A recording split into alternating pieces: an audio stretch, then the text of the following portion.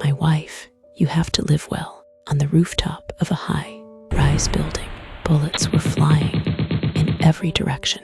There was nowhere to hide. Michael was heavily injured as he held Catherine in his arms. Both of them fell off the building rapidly, with a sharp, whistling noise of the wind in their ears. Midair, Catherine felt Michael adjusting their positions to protect her from the impact. A loud noise followed soon after. Michael had cushioned her from the fall. Catherine lifted her head with some difficulty as she laid on top of him. Her lips were trembling.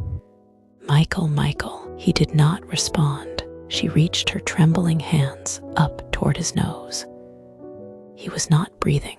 He was dead. Catherine's lifeless eyes widened. As usual, all she could see was pitch-black darkness. The sticky liquid clinging onto her fingertips was the blood flowing out of his lips. Even though she had lost her sight, she understood that he had protected her with his own body. His body had been crushed, and his bones were shattered, but she remained completely unharmed. A loud cry of despair escaped her lips. "Michael, you idiot." If he had left her behind, he would have been able to escape safely. Yet he insisted on protecting her. She was blind and half paralyzed. Was sacrificing his life for hers worth it?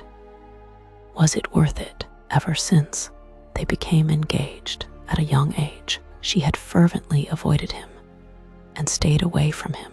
Throughout their 10 years of marriage, she had viewed him as a cunning snake. She had made countless attempts to cause trouble for him and escape. Both before and after their marriage, she had caused innumerable problems for him and made his life extremely difficult. He had punished her in rage, tying her down and taking her forcefully, and she had hated him to death. Yet, now that he was truly dead, why was her heart aching so painfully? It felt as if it was bleeding profusely. It was in this moment that she finally understood.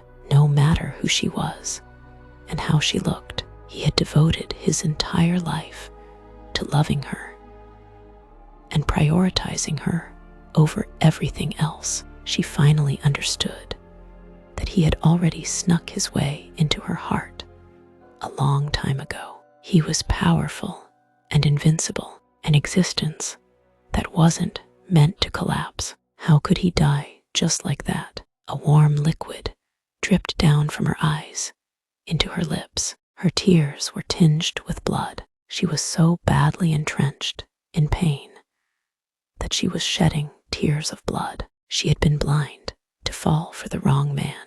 It was befitting that she lost her sight and became such a sorry figure. And right now, she, the blind and half-paralyzed woman, could not even take one final look at him. A group of footsteps were approaching. There were sharp cries, loud shouts, and threats of death that had continued following them. "My wife, you have to live well." His husky, low, and heavy voice seemed to continue ringing in her ears. Those were his final words, even after losing his life. His arms remained tightly wrapped around her waist, as though he was frightened of losing her. She had a unique ability. She could hide herself amongst the crowd and escape the pursuit. However, he had loved her so much. How could she have left him to face death alone?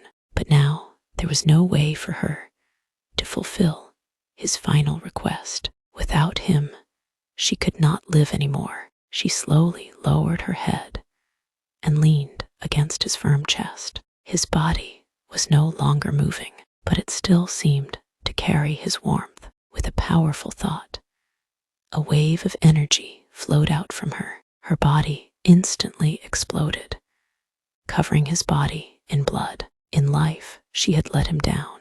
In death, she would cling onto his body with her spirit. If there was a way to turn back time, she would choose not to love Roy, but to properly treasure Michael and his love, and never separate from him. The pain was unbearable. Amidst the sharp pain, Catherine gradually opened her eyes. Goodbye.